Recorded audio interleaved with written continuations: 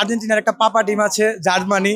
বাংলাদেশের সবচেয়ে smart fan base থাকলে হচ্ছে পর্তুগালের ফ্যান বেস। সে ভাইয়া খেলার মাধ্যমে এইবার অন্যান্য বিশ্বকাপ থেকে খুবই বেশি সবাই সবার দলকে এবার আগের তুলনা থেকে আরো বেশি ভালোবাসতেছে, সবাই খুব সুন্দরভাবে উপভোগ করতেছে। আমি ভাইয়া পর্তুগাল সাপোর্ট করতেছি। ভাই ব্রাজিল আর্জেন্টিনা তর্কে জড়াতে চাই না, পাশাপাশি আমি রোনাল্ডোর একজন ডাইহার্ট ফ্যান। রোনাল্ডোর জন্য পর্তুগালকে সাপোর্ট করি আর কি। এটার কারণ হচ্ছে আর্জেন্টিনার একটা পাপা টিম আছে জার্মানি। ব্রাজিলে তো সেরকম কেউ নাই।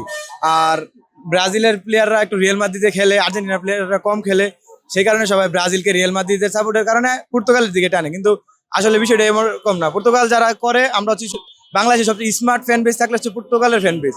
তারা অন্য কোনো দলের দিকে যায় না। পর্তুগাল মানে পর্তুগাল, আমরা খুবই লয়াল একটা ফ্যান বেস। আসল ফল থেকে তৈরি সম্পূর্ণ প্রিজারভেটিভ মুক্ত ফ্রুটিকা, পিওর মানে ফ্রুটিকা। আমরা অন্যদিকে সাপোর্ট করি না। আমার মনে হয় এই বিশ্বকাপ তো এটা ছোট দল অনেক বড় কিছু করতে পারে। আর্জেন্টিনা ভালো টিম, ভালো খেলতেছে, নিতে পারে। তবে আমার মনে হয় না বিশ্বকাপ নিবে, সেমিফাইনাল যে বাদ পড়ে যাবে। ব্রাজিল রাউন্ড অফ 16-এ বাদ পড়বে, যেই পারফরমেন্স রাউন্ড অফ 16-এ বাদ পড়বে। বিশ্বকাপে ফাইনালে আবার উঠতে পারে ইংল্যান্ড আর ফ্রান্স। আমার মনে হয় যে দুইটা দল ফাইনালে উঠতে পারে। স্পেন জার্মানিকে পিছিয়ে রাখছি। স্পেনের অ্যাটাক ঠিক আছে, মিডফিল্ডে ঠিক আছে, কিন্তু আমার কাছে স্পেনের মনে হয় যে একটু দুর্বলতা আছে, ভালোভাবে একুরেসি মেনটেন করতে পারতেছেন স্পেনে। আমি যদি সত্যিকার একজন ফুটবল প্রেমী, আমি চাই যে রোনাল্ডো এবার বিশ্বকাপটা জিতুক।